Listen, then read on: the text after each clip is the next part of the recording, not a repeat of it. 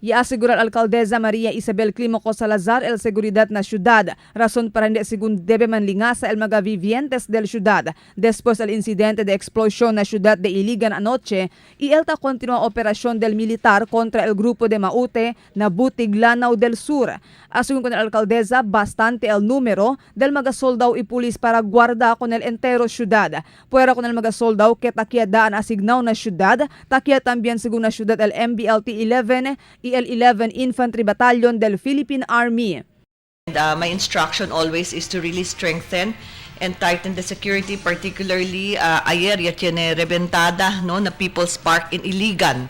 So without causing any fear to our people, there is really a security augmentation and plan by headed by Dr. Apolinario.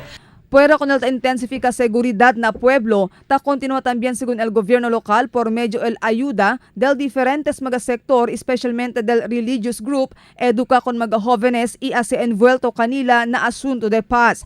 Después con el mga jóvenes aura, ta procura man recruit este mga mal elementos. The MSAs are the recognized associations that are in the schools, to which the school officials and the police are coordinating with. Because kaya man tamin kita adverti para el mga jóvenes, not only the different organizations as well, whether we have the CYA, whether you have the CLC, will be able to come together and reach about el di aton paz y amistad. Asugun pa con el alcaldesa, importante que uyi el gobierno local y dali importancia con el voces del mga jóvenes. Aber para hindi kanila fronto pwede man brainwash el mga mal elementos.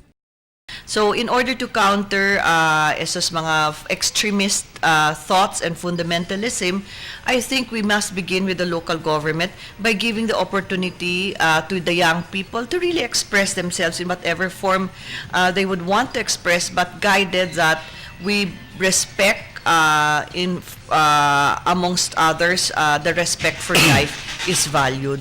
Ya habla también al alcaldesa kay el recruitment que hace el mga mal elementos con mga jóvenes es un violación na derecho del mga jóvenes.